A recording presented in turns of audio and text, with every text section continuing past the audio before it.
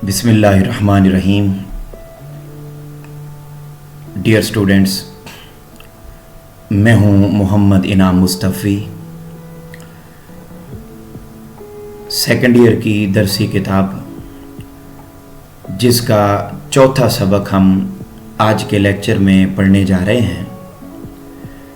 इस सबक का उन्वान है मेहनत पसंद खिरदमंद, यानी मेहनत करने वाला ही हकीकत में अक्लमंद है। ये सबक लिखा है मोहम्मद हुसैन आज़ाद ने। मोहम्मद हुसैन आज़ाद 1830 ईस्वी में पैदा हुए और 1910 ईस्वी में वफ़ात पाई।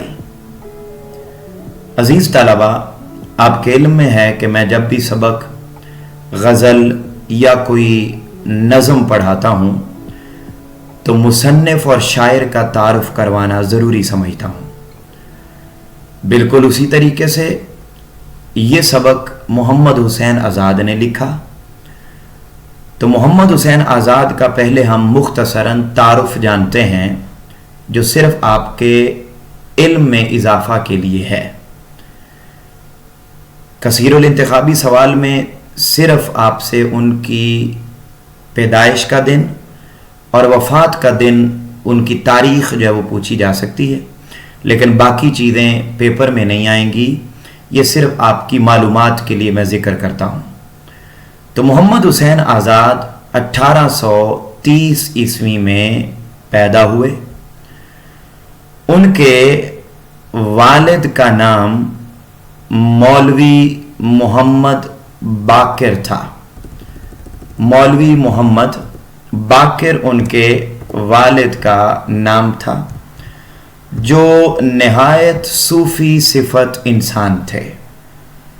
इब्तदाई तालीम मोहम्मद हुसैन आज़ाद ने घर पर हासिल की।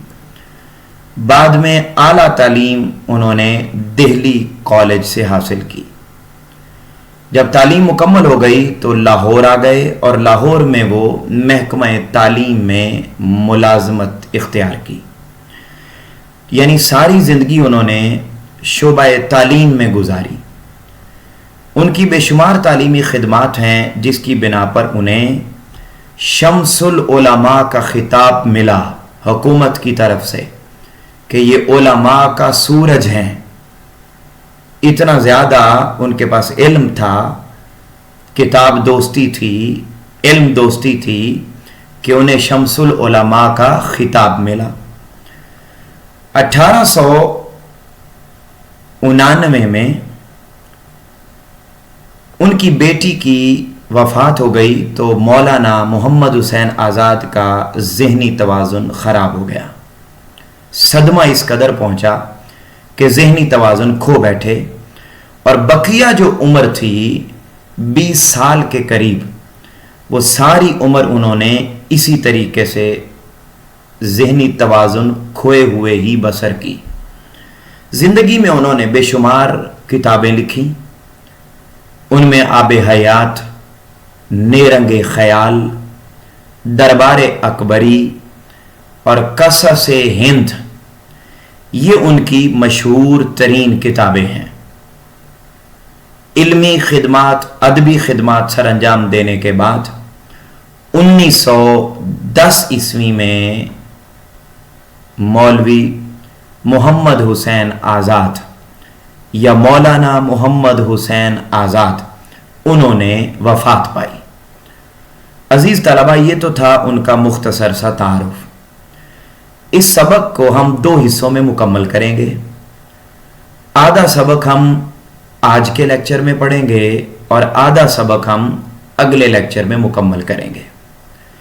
आपके इल्म में है कि मैं जब भी सबक पढ़ाता हूँ तो मैं तरतीब के साथ एक एक पैराग्राफ को पढ़ाता हूँ, और ये जो कुछ आपके सामने लिखा हुआ होता है ये बुक की एग्जैक्ट वर्डिंग नहीं होती, बल्कि बुक के अंदर जो बात की हुई होती है मुश्किल अल्फाज में, उस सारी बात को तरतीब के साथ मैं यहाँ आसान लफ्ज़ों में लिखता हूँ और उसे बोलता हूँ ताकि आप इस लिखे हुए को पढ़कर और मेरे बोले हुए को सुनकर आपको पूरी कहानी, पूरी बात समझ में आ जाए, और उसके बाद जब आप किताब से इसको पढ़ेंगे तो आपके लिए ये सबक कोई मुश्किल नहीं रहेगा।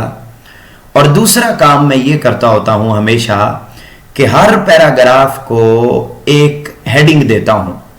ये हेडिंग आपने ना तो तशरीह करते हुए लिखनी है, ना ही आपने खुलासा लिखते हुए लिखनी है, बल्कि इसका बुनियादी मकसद ये होता है कि आप उस हेडिंग को, पैराग्राफ के ऊपर दी गई हेडिंग को आप पढ़ें तो आपको पूरे पैराग्राफ का थीम और पूरे पैराग्राफ का मरकजी ख्याल समझ में आ जाए, नंबर 1।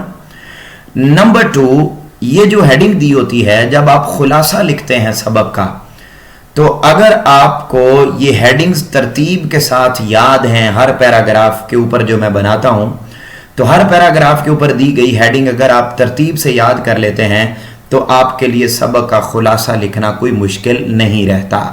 अब आइए देखते हैं कि ये जो सबक है मेहनत पसंद खिरदमंद, जिसको मौलाना मोहम्मद हुसैन आज़ाद ने लिखा है, इस सबक के पहले पैराग्राफ के अंदर क्या बातें बयान हुई हैं।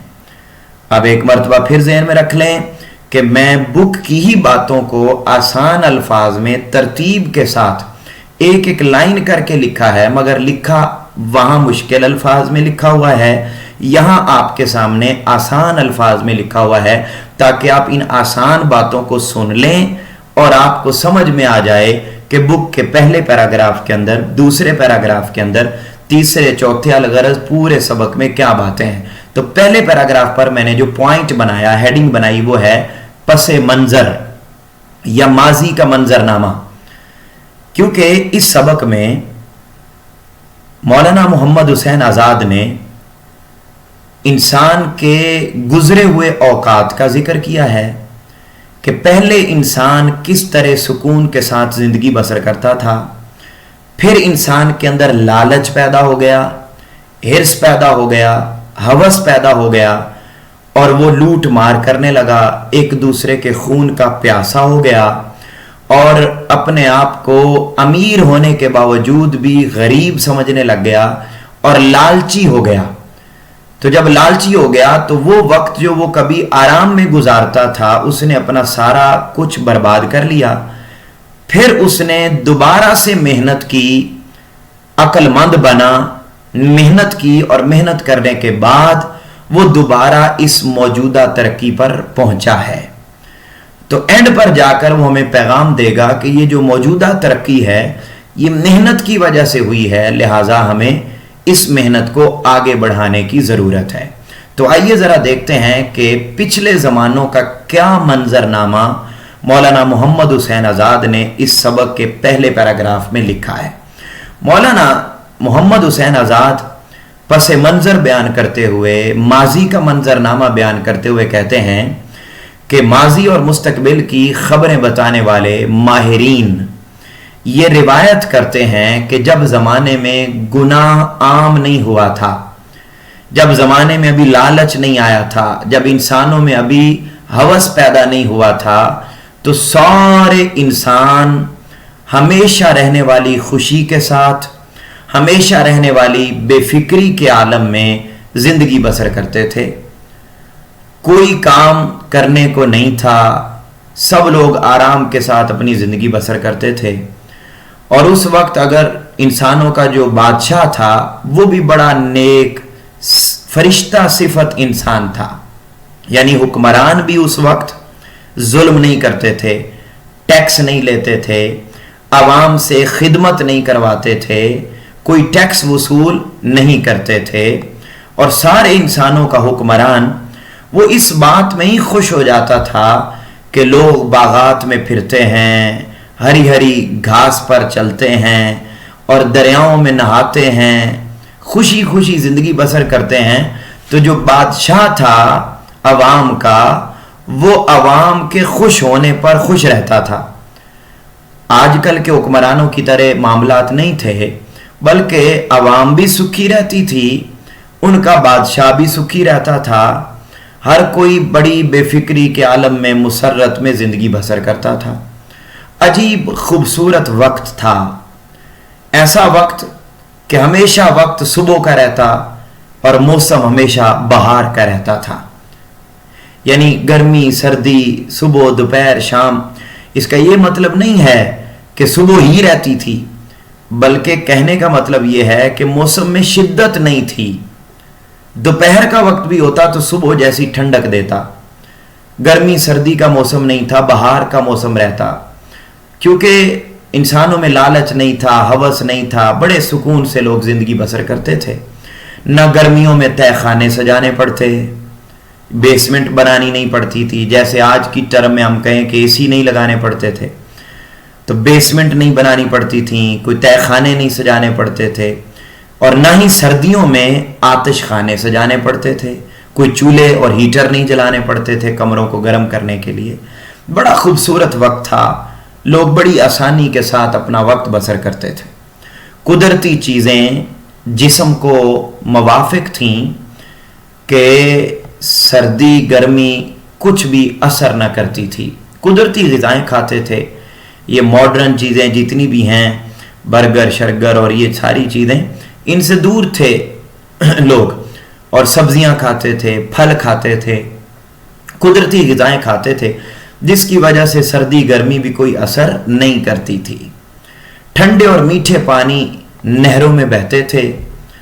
چشمے پر لوگ جھکتے اور منہ لگا کر پانی پی لیتے تھے، اور چشمے کا پانی انہیں شربت سے بھی زیادہ ٹھنڈا اور میٹھا معلوم ہوتا تھا، اور دودھ سے زیادہ وہ پانی انسانوں کو طاقت دیتا تھا. جو چیز کھائی جاتی تھی مزیدار بھی ہوتی اور ہاضمے دار بھی ہوتی. دسترخوان قدرتی آب و ہوا کی وجہ سے ہمیشہ بھرے رہتے تھے. یعنی کسی کا دسترخوان کبھی کم نہیں پڑتا تھا. مہمان آ جائیں، خاندانوں کے خاندان آ جائیں، دسترخوان وسیع رہتے تھے. شکر گزاری کا عالم تھا، ضرورت اور غربت کا عالم نہ تھا. ہمیشہ ہوا خوشبودار چلتی رہتی تھی. چرند پرند اپنی خوبصورت آواز میں گیت سناتے تھے. ہر طرف جو ہے وہ درخت ہی درخت دکھائی دیتے تھے. ہر طرف درخت ہی درخت دکھائی دیتے تھے. کسی بھی اعتبار سے جو ہے وہ درختوں کی کمی نہ تھی، سبزہ تھا ہر طرف، اور سب انہی کے سائے میں چین کی زندگی بسر کرتے تھے. نہ کوئی پنکھوں کی ضرورت تھی، نہ بجلی کی حاجت تھی، نہ کوئی اے سی کی ضرورت تھی. وہی ٹھنڈی ہوا درختوں کے نیچے، اس میں چین سے زندگی بسر کرتے تھے. یہ سب نعمتیں اور چیزیں اس قدر زیادہ تھیں کہ اگر ایک بندے کے پاس زیادہ ہوتی، اگر ایک بندے کے پاس زیادہ ہوتی تو وہ چیز کسی دوسرے کے لیے کم نہیں ہوتی تھی. یعنی سب کے پاس یہ چیزیں زیادہ ہوتی تھیں، اور کسی دوسرے کے پاس وہ چیز زیادہ ہوتی، کسی دوسرے کے پاس وہ چیز زیادہ ہوتی تو کسی کو اس کے پاس وہ چیز زیادہ ہونے کی وجہ سے تکلیف بھی نہیں ہوتی تھی. اب یہاں ہمارے ہاں تو حالات بدل گئے نا. اب کسی کی گاڑی ہو، کسی کا بنگلہ ہو تو ہم ویسے ہی جلتے رہتے ہیں. تو وہ کہتا ہے کہ اگر کسی کے پاس کوئی چیز زیادہ ہوتی تھی تو دوسرے کے لیے وہ کم نہ ہوتی، اور اگر کسی دوسرے کے پاس چیز زیادہ ہوتی تو دوسرے کو تکلیف نہیں ہوتی تھی بلکہ وہ خوش ہوتا تھا. سب کی طبیعتیں خوش اور دل بے فکر رہتے تھے. مگر بدقسمتی یہ ہوئی کہ پھر اچانک یہ پرسکون ماحول تبدیل ہو گیا. عزیز طلبہ، یہ تھا پہلا پیراگراف کہ اگر آپ اس سارے پہلے پیراگراف کو پڑھیں اور جو میں نے بولا ہے اس کو سنیں تو اب آپ سننے کے بعد اس پیراگراف کو آپ بک سے پڑھیں گے تو آپ کے لیے یہ چیز بالکل بھی مشکل نہیں رہے گی کہ اس پہلے پیراگراف میں ماضی کی بات کی ہے کہ ماضی میں لوگ یوں زندگی بسر کرتے تھے، آرام سے رہتے تھے، بادشاہ ظلم نہیں کرتے تھے، ہر چیز کی فراوانی تھی، گرمی سردی کا موسم کوئی نہ تھا، موسم ہمیشہ بہار کا رہتا، کھانے پینے کی چیزیں وافر تھیں، لوگ درختوں کے نیچے زندگی بسر کرتے تھے اور کام کرنے کو کوئی نہیں تھا، ہر چیز جو ہے وہ طبیعت کو صحت کو اچھی لگتی، سادہ پانی بھی دودھ سے زیادہ طاقتور محسوس ہوتا. تو یعنی اس طریقے سے سب کی طبیعتیں خوش اور بے فکری کے عالم میں رہتی تھیں. دوسروں کو کوئی نعمت ملتی تو اس پر وہ خوش ہوتے تھے. لیکن پھر کیا ہوا؟ اب اگلا پیراگراف جس پر میں نے پوائنٹ بنایا، اچانک حالات کا تبدیل ہونا. اب آپ ان دونوں پوائنٹس کو، پہلے میں پس منظر، آپ پس منظر کی ہیڈنگ یاد رکھیں گے، آپ کو پورا پیراگراف یاد آ جائے. اگلا جی حالات تبدیل ہو گئے. اب دوسرا پیراگراف، حالات تبدیل ہوئے، کیسے تبدیل ہوئے، کیا ہوا؟ کہتا ہے جی پھر اچانک یہ سب حالات تبدیل ہو گئے اور ایک ایسا گلدستہ پھولوں کا کھلا کہ سارا عالم مہک گیا، مگر اس گلدستے کی بو گرم اور تیز تھی. اب سادہ سی بات یہ ہے کہ پھر اچانک حالات تبدیل ہوئے. اس کا مطلب یہ ہے اچانک حالات تبدیل ہوئے اور لوگوں کی طبیعتیں بدل گئیں. ہر ایک کے دل میں پھر اچانک یہ خیال پیدا ہو گیا کہ اس دنیا کی ساری نعمتیں اور عیش و عشرت کا سارا سامان میرے ہی پاس ہونا چاہیے، کسی دوسرے کے پاس نہیں ہونا چاہیے. پھر کیا ہوا؟ پھر اس جہان میں ہر طرف فریب کے جاسوس آ گئے، دھوکہ دہی کے، اور سینہ زوری کے شیاطین نے آ کر چلاکیاں دکھانا شروع کر دی. ہر طرف جو ہے وہ فریب آ گیا، دھوکہ آ گیا، ہر طرف سینہ زوری آ گئی. اور کیا ہوا؟ صرف یہی نہیں آئے بلکہ ہر طرف پھر ان کے آنے سے، یعنی جب انسان کی طبیعتوں میں دھوکہ پیدا ہو گیا، انسانوں کی طبیعتوں میں لالچ آ گیا، تو پھر کیا ہوا؟ ہر طرف غارت، تاراج، لوٹ مار ہر طرف عام ہو گئی. ہر طرف ڈاکہ زنی ہونے لگ گئی، چوری چکاری ہونے لگ گئی، لوٹ مار ہونے لگ گئی، دھوکہ دہی ہونے لگ گئی. پہلے سب سکون میں رہتے تھے، لیکن کیا ہوا؟ پھر اچانک طبیعتیں بدلیں، انسانوں کی طبیعتوں میں لالچ آیا اور پھر ہر طرف لوٹ مار ہونے لگی. پھر انسان ان سب چیزوں میں راحت محسوس کرنے لگا. یعنی پہلے راحت محسوس کرتا تھا بے فکری میں، پہلے راحت محسوس کرتا تھا اس بات میں کہ میرے پاس چیز ہو یا نہ ہو دوسرے کے پاس ہونی چاہیے. اب اس چیز میں راحت محسوس کرنے لگا کہ جو کچھ ہو وہ میرے پاس ہو. پھر انسانوں میں غرور آ گیا، پھر انسانوں میں خود پسندی آ گئی، پھر انسانوں میں حسد آنے لگ گیا. ان سب چیزوں کی صحبت سے لوگوں پر بڑے برے اثرات مرتب ہونے لگے. پہلے لوگوں کے پاس کچھ نہ بھی ہوتا،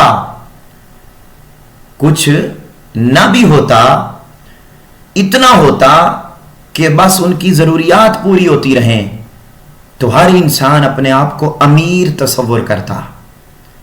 مگر اچانک جب حالات بدل گئے تو پھر انسان یہ سمجھنے لگا کہ اگرچہ ہمیں کسی چیز کی ضرورت ہو یا نہ ہو، ہر چیز ہمارے گھر میں اضافی پڑی ہوئی ہونی چاہیے.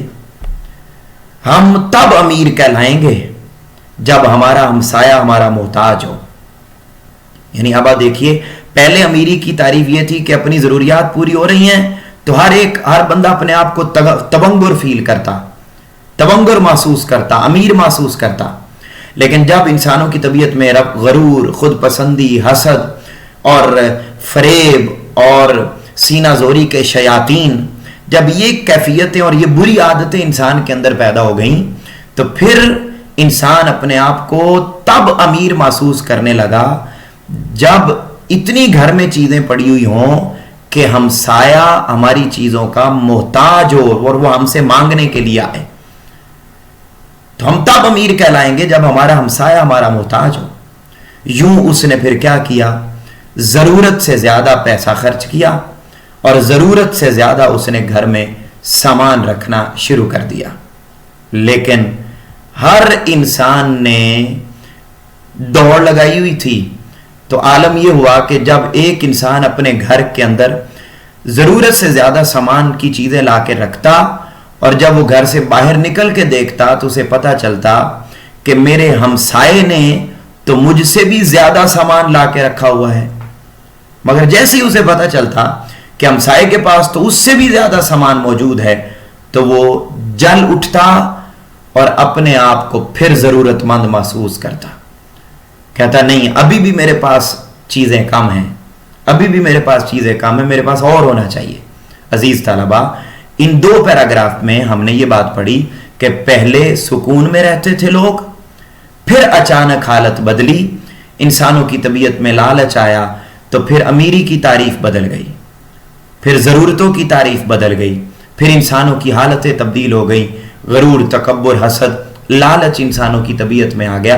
پہلے وہ اس بات میں اپنے آپ کو امیر محسوس کرتا کہ بس میری ضرورتیں پوری ہو رہی ہیں تو میں امیر ہوں، لیکن بعد میں جب یہ چیزیں آ گئیں، بری چیزیں انسان کے اندر آ گئیں، تو پھر انسان نے یہ سمجھا نہیں میں اس وقت امیر کہلاؤں گا جب میرا ہمسایہ میرا حاجت مند ہو، مجھ سے کوئی چیز مانگنے کے لیے آئے، لہذا وہ زیادہ پیسے خرچ کرتا، زیادہ گھر میں سامان لا کے اس نے رکھنا شروع کر دیا۔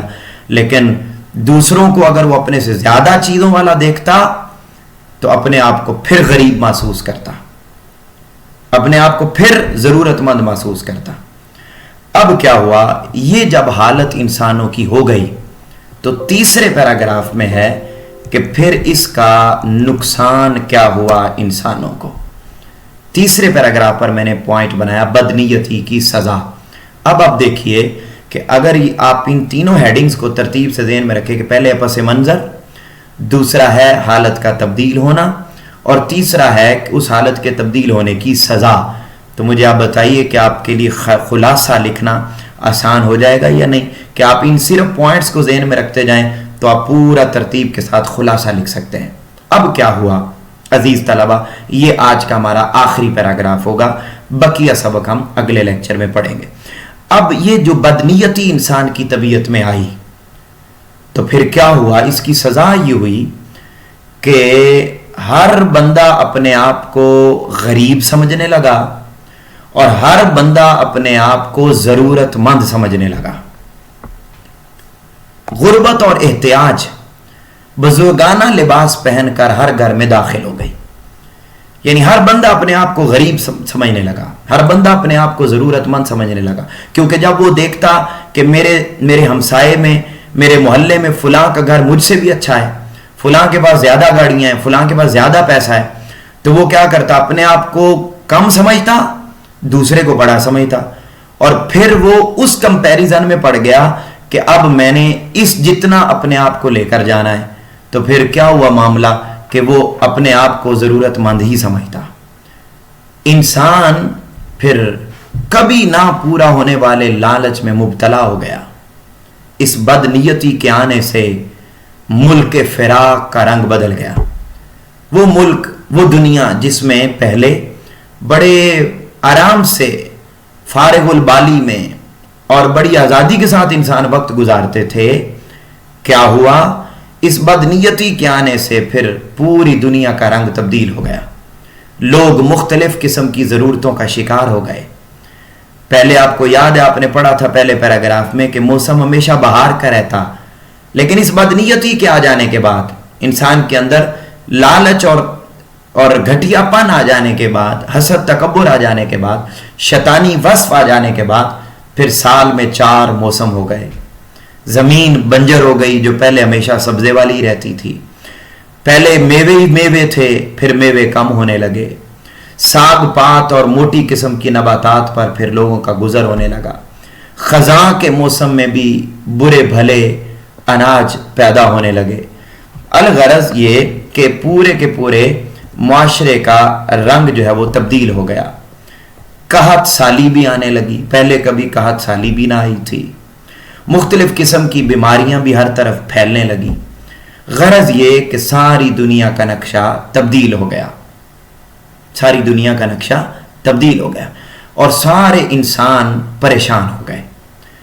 اب اگر انسانوں کی اس حالت کو تبدیل نہ کیا جاتا اور دوبارہ محنت کر کے اس پہلے والے دور کی طرف نہ آیا جاتا تو یقیناً ساری دنیا اور سارے انسان برباد ہو جاتے، کیونکہ سب دکھ سہے جا سکتے تھے، لیکن اس بدنیتی کے آ جانے کے بعد جو قحط سالی آئی تھی نا، انسان اس قحط سالی کو کبھی بھی برداشت نہیں کر سکتا تھا، کیونکہ اس بدنیتی کی سزا میں قحط سالی بھی آ گئی تھی، لوگوں کو کچھ کھانے پینے کو نہیں مل رہا تھا، پوری دنیا کا نقشہ تبدیل ہو گیا تھا، انسانوں کا نقشہ تبدیل ہو گیا تھا۔ یہ سب نحوستیں اس دن آ گئی تھیں جس دن انسان نے اپنے آپ کو غریب سمجھنا شروع کر دیا تھا اور اپنے آپ کو ضرورت مند سمجھنا شروع کر دیا تھا۔ تو جب یہ ساری مصیبتیں آ گئیں تو پھر سب کے سب انسان اپنے کیے پر پچھتائے۔ عزیز طلبہ، ہم نے 3 پوائنٹ پڑھے۔ پہلی بات یہ پڑھی کہ ماضی میں انسان سکھی تھے، پھر مسلمانوں کی حالت تبدیل ہو گئی اور ان کا سکھ دکھ میں تبدیل ہونے لگا، پھر اس کے بے شمار برے اثرات مرتب ہوئے اور انسانوں کو اس لالچ کی اور بدنیتی کی سزا ملی اور انسانوں کے سب معاملات تباہ ہو گئے۔ جب تباہ ہوئے تو پھر انسانوں نے سوچا کہ نہیں، یہ تو قحط سالی بھی آ گئی ہے، پریشانیاں آ گئی ہیں، بھوک سے ہم مر جائیں گے، لہذا ہمیں نئے رولز، نئے اصول و ضوابط بنانا ہوں گے، اپنی حالت کو تبدیل کرنا ہوگا۔ پھر انسانوں نے محنت کی اور آج کے دن تک پہنچے۔ یہ بقیہ بات ہم اگلے لیکچر میں پڑھیں گے۔ مجھے امید ہے کہ آپ کو یہ ساری باتیں سمجھ میں آ گئی ہوں گی۔ آپ سے ملاقات ہوگی اگلے لیکچر میں۔ تب تک کے لیے اس سبق کو پڑھیے، ان باتوں کو سمجھیے کہ 3 باتیں میں نے کی ہیں، آپ ان باتوں کو سنیں گے، پڑھیں گے، اس کے بعد بک ریڈ کریں گے تو آپ کے لیے کسی قسم کی کوئی مشکل نہیں رہے گی۔ تب تک کے لیے اپنے گھر والوں کا خیال رکھیے گا۔ اللہ حافظ۔